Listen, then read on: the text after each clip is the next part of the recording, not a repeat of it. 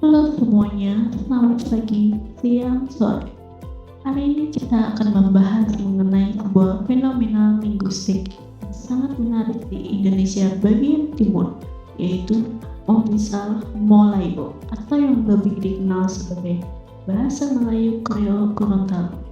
Bahasa ini adalah saksi bisu sejarah interaksi budaya dan perdagangan yang kompleks di wilayah Gorontalo. Apa itu bahasa Kreol? Sebelum masuk lebih dalam, mari kita pahami dulu apa itu bahasa Kreol. Bahasa Kreol adalah bahasa baru yang muncul dari beberapa bahasa. Biasanya terjadi dalam konteks interaksi intens antara kelompok yang tidak memiliki bahasa bersama. Awalnya, bahasa ini berkembang dari Pidgin, sebuah bahasa pentak sederhana. Kemudian, Pidgin tersebut berkembang dan diterima sebagai bahasa ibu oleh suatu komunitas, menjadikannya sebuah bahasa penuh dengan struktur dan tata bahasa yang lebih kompleks. Singkatnya, Kreol adalah Pidgin yang sudah dewasa dan menjadi bahasa asli. Lalu, apa bahasa Kreol Gorontalo? Lalu, apa kaitannya dengan Gorontalo? Bahasa Melayu Gorontalo atau Momisal Melayu adalah sebuah bahasa Kreol berbasis Melayu yang merupakan bagian dari subrumpun Melayu Manado. Bahasa ini termasuk dalam cabang Gorontalo dari rumpun bahasa Austronesia. Secara fungsional, Momisal Melayu bertindak sebagai lingua franca atau bahasa pergaulan sehari-hari di ruang publik dan perdagangan.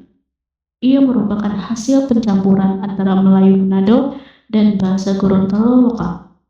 Saat ini, Momisal Melayu digunakan secara luas berdampingan dengan bahasa Gorontalo yang digunakan dalam konteks adat atau keluarga.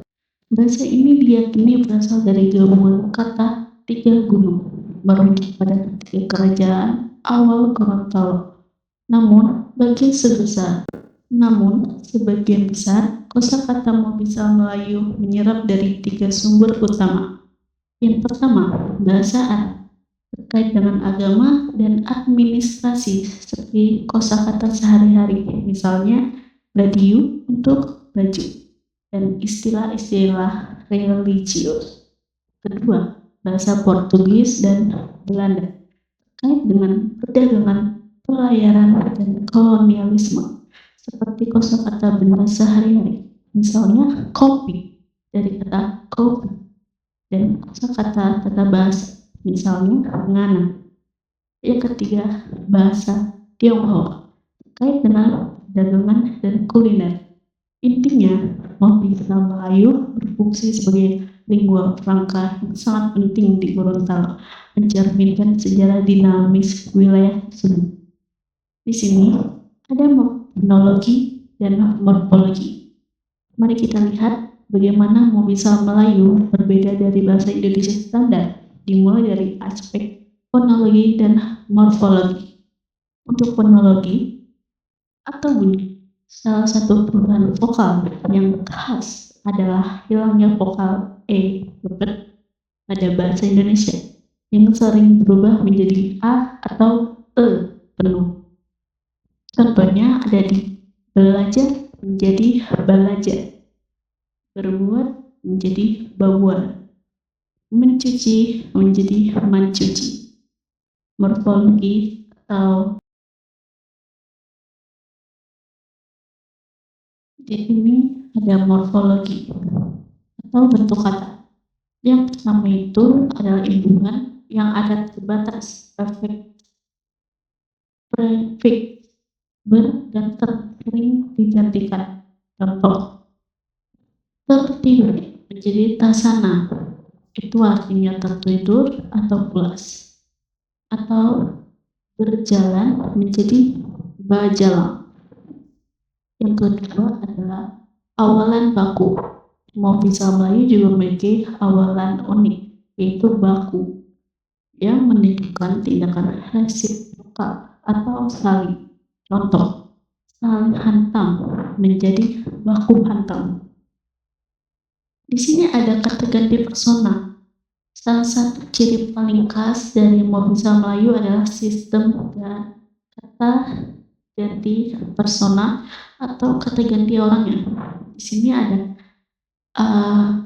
kategori glosa bahasa Indonesia, Melayu, Gorontalo. Contoh orang pertama tunggal itu adalah saya.